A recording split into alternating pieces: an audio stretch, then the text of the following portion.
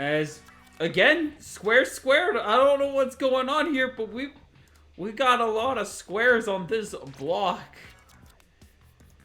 As this has suddenly been a fairly popular starting. Oh, the perfect clash! That is awkward. And also means that we actually have defense.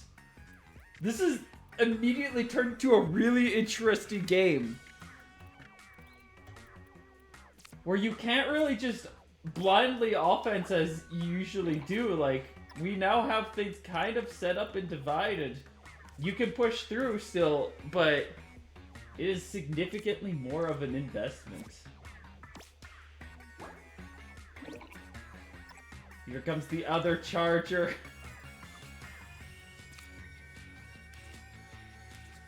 Jack's state is just in shambles. And unless he has something that can break through AJ's special block at the moment, she might be able to just pull out a defense. Stuck with the Tentatek. That means Marigold is no longer an option, though. Which, I'll take that as a win. Probably going to play something big popping out of that corner, so this would not be the worst play in this situation. Ooh, that is... It's not much, but AJ does have base defended now. Trying to find somewhere for this Tentatek, but this stage is in shambles off of that opening captain play. Nobody knows what they're doing. What are you supposed to do in this situation? Ew, AJ managing to break through with the Tri-Strainer. Jack setting up for a Tri-Strainer position with that Tentatek. And does manage to draw it just in the nick of time, because I can imagine that there is not much room, not many more opportunities to not play this. As AJ might have something cooking fast on the line. She does not, goes for the Octo Stamp combo. Oh, we've got a perfect spot for the... Oh, it's not the perfect spot. Oh, we got the perfect spot for the Splash Mob! Which means that Jack can get 2 special off of this, as well as gain 10 very, very precious points. That Stringer setup was so beneficial. Sets up in the point lead and special to boot.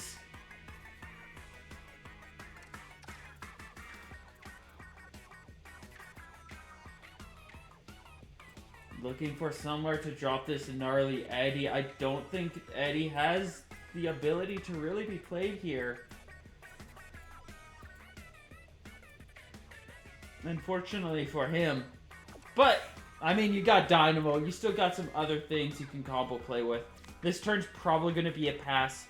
So I can imagine, seeing how that didn't really fit, that Jack might just choose to pass the gnarly Eddie. Or he might drop one of the Dynamos.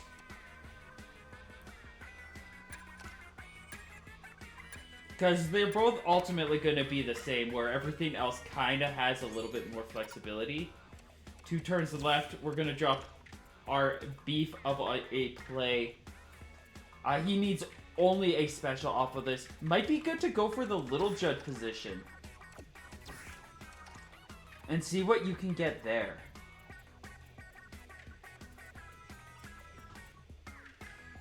Going for the Inkstorm, kind of works. Oh, no, you get your one special off of that. Which would mean that you'd still have that work. That would actually not be a bad play. I might say the Inkstorm over there is the right call. Because that gets him his special he needs. And then he can drop his 15 as his final move. If he does this, he's going to be forced into playing the splatter screen. Oh, but he's gonna have a perfect over. Oh, he does not! AJ clashing with the Ink Storm means that that spot is no longer viable as a splatter color screen. Jack no longer has the perfect play here. He's like, it fits perfectly. Why would you do this to me? That is that's a very good play. Basically means that there's only two options. Either AJ can tie with a perfect 24, or she loses. There's no alternative.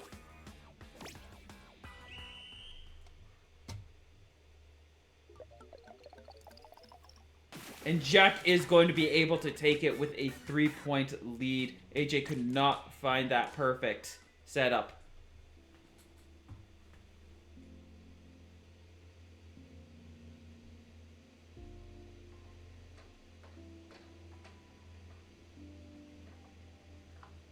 Y'all need to be voting on my polls. I'm making polls. I'm making waffles. We're live, right? We are live, yeah. Okay, cool. I put a lot of work in these polls. Nobody voting on them. Hey, how does it make me feel? It makes me feel like a toucan. What does that mean? I don't know.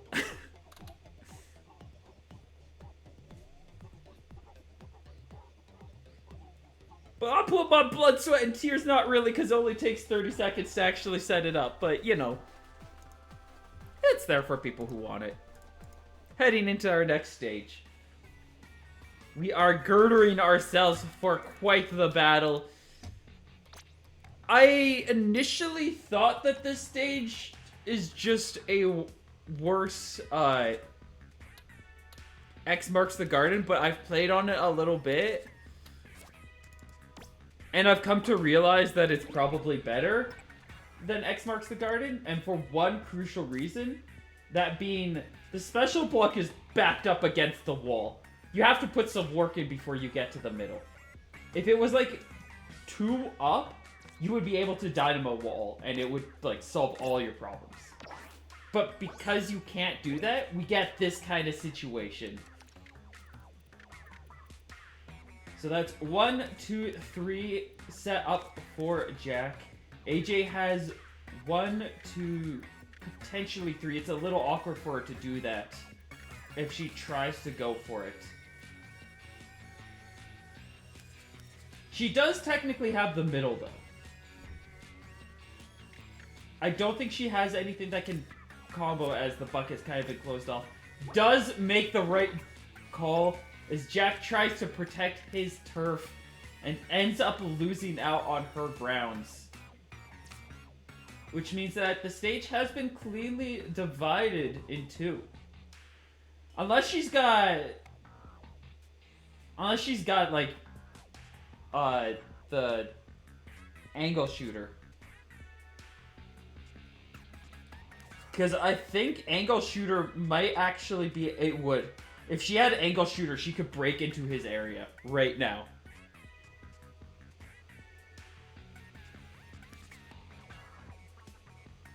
And it could technically set her up to break into his other ace too. Like, Octavio's a really good card, but because of the way that his bottom half is set up, there's a lot of cards that can technically just pierce him.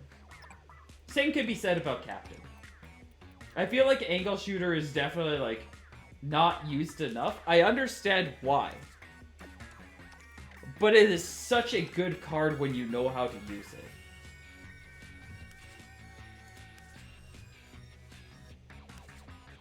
And I would love to see it get just used a little bit more for situations like this, where it would just...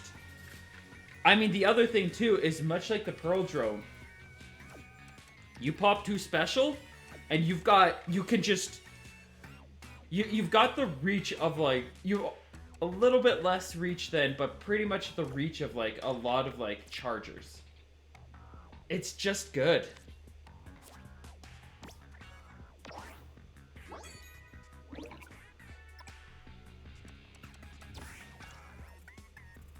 Oh, we got the perfect splatter color screen on his own turf. He should definitely make that move. Trying to pierce into somewhere. And I suppose that is an option. It does grant AJ a special, though. And I don't think it gets him the disruption he's really hoping for.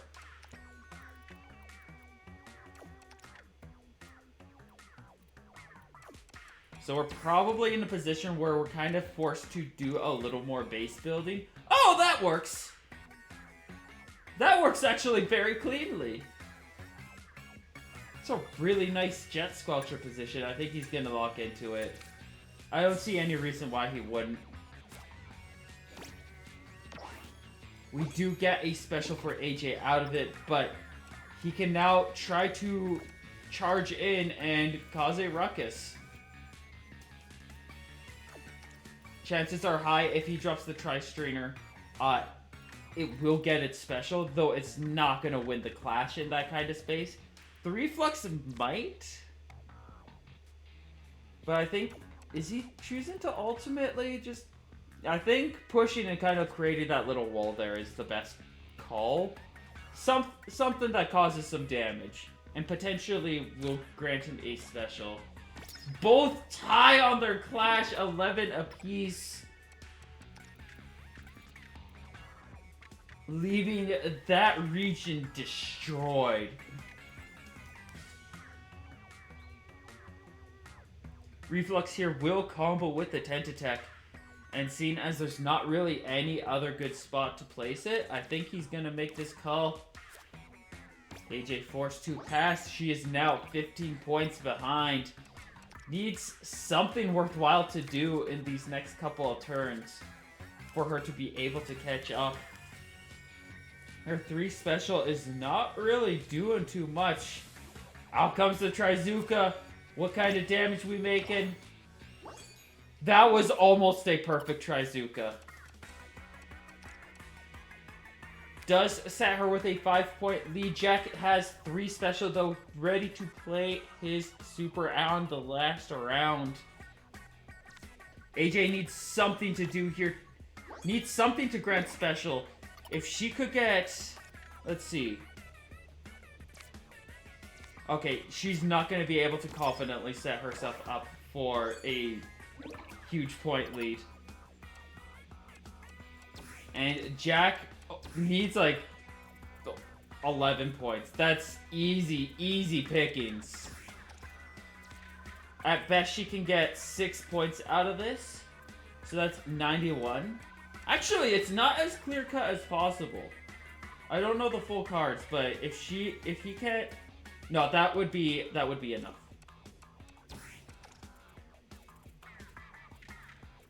Unless she has a really big card that fits perfectly in this field, she at best is going to be able to make about 6 points. So anything that grants Jack 6 points will close out this game. Unless he makes a major misplay. Chooses to lock into this. She's going to choose to pass, unable to do anything else, and that is going to be game 2 for Jackshainy.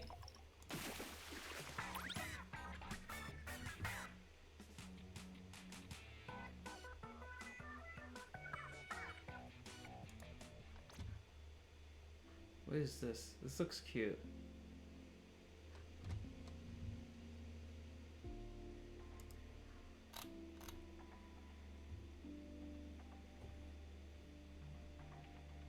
And it looks like we're going to be heading... Our final stage that we will be heading to is going to be Main Street. Everything's on the line here. If AJ wants to make it to Grand Finals in advantage, she has to be able to take this here and start turning tempo in her favor. But with a hand like that from Jack, this might be a difficult story. Lots of cards already, a lot of points already on the field, a lot of reach made. I'm pretty sure he's in a position where he's kind of feeling like he needs to play that splatter color. And if he does, it's going to give him a lot of tempo and a lot more room. Because otherwise, he does kind of have something, but he needs to start doing special grinding immediately. And it's absolutely possible that AJ plays something to fill this turf a little bit. And now she can just drop a line to reach into Jack's base. Oh! I didn't even see that! I was not even... he top decked that. That's why. He top decked that and he's like, yeah, I'm just doing this now. Unfortunately, he's not going to be able to do much disruption. Like, I think the one thing that she really wanted, she's able to secure here. Or she was able to secure. Got a huge amount of points and got 2 specials off of Pearl and Barina as they snugly nuzzle together. Gets a little bit more special, gets some more points. Jack looking for a combo here that kind of works, but kind of leaves everything just up in the air.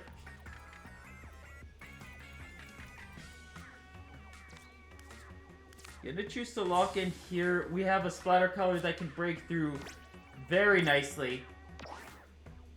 And now all of Jack's space at almost half of AJ's score. And she is just going to be able to push into this territory. Jack is so desperate that he's considering popping a jelly. Of all things. Definitely making the right call here. The Jello Fleur is overwriting the special. And that is a 30-point lead. Jack is just done here. He is cooked. He keeps being like, nah, maybe I could do something, maybe this. Nah, that's a 30-point deficit, and you've run out of space. He could play his jelly, but at this point, it would just be like small pieces. There was so little that he could do on that field. It was so shut down. Which means AJ will be claiming a point. Will this be the tempo she needs to be able to secure the reverse sweep? Or is Jack going to be able to close things out next game?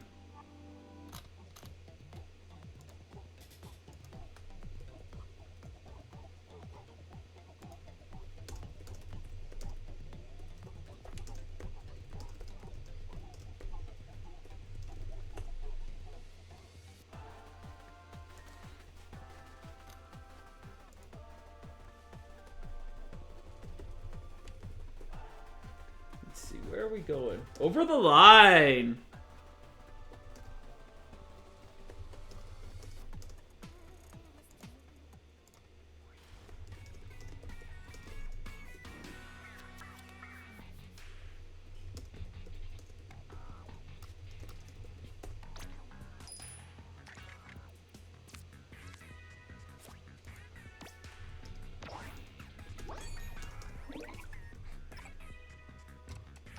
Alright, let's see.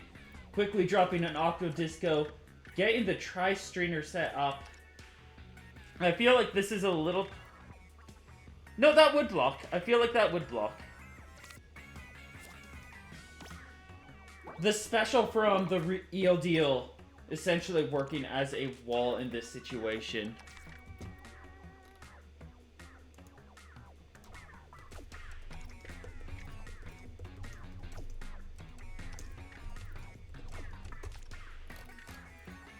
There's so many things for Jack to do here. The Splatana would not be an awful choice, as it gets the ELDO combo. I respect the Tri-Strainer here more, though. As it lets him combo off the Reflux, lets him do more defense. As AJ is just building up so much special. We see a piercing moment, a chance to break through. No, that one special is just perfectly placed to stop Zipcaster. I did not even, or the two. I did not even think of that as like an option. Jack finally finds something. Is it going to rake through? Is it going to get stopped? Oh, we're gonna go double specials piercing through. All turf is gone. Jack quickly rushing in with a squeegee. We're considering it. Little Judd has a really nice spot for it to be able to be played. Ooh, does get overwritten, but that technically helped more than it hurt, I'd say.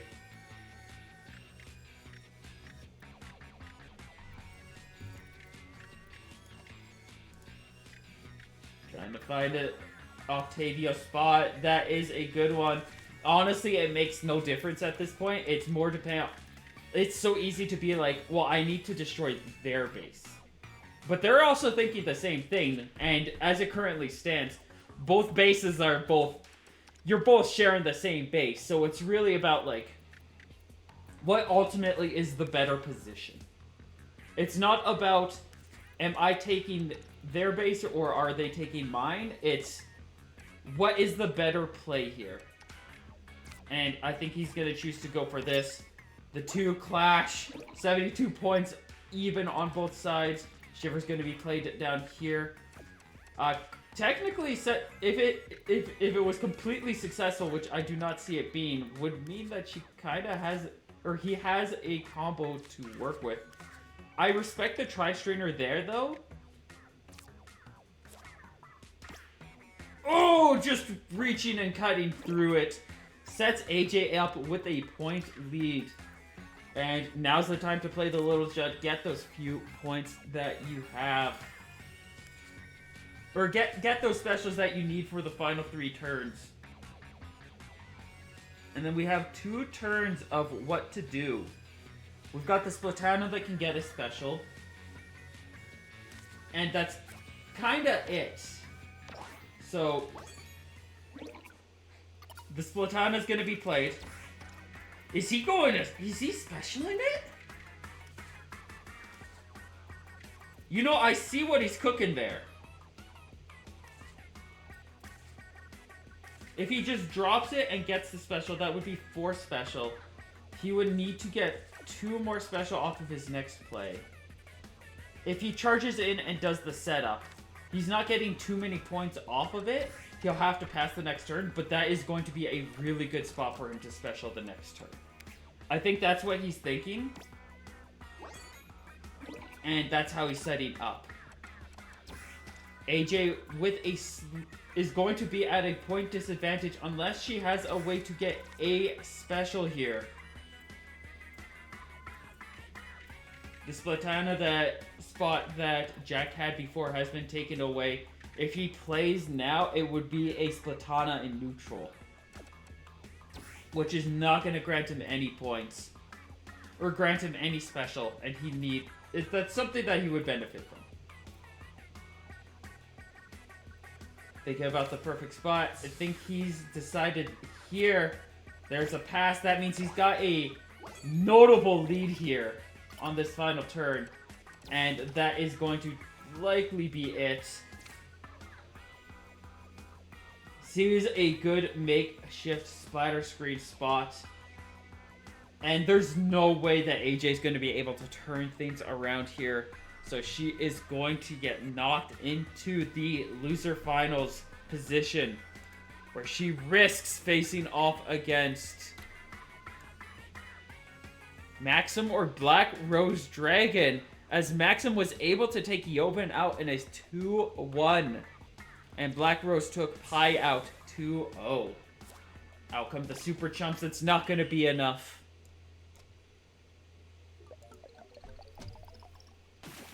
And Jack takes it 95-92. That was probably a perfect Super Chump, but at such a huge lead, it didn't matter.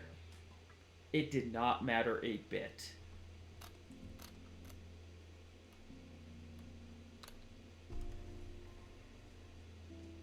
And with that, Jackshainy will be advancing to winter finals.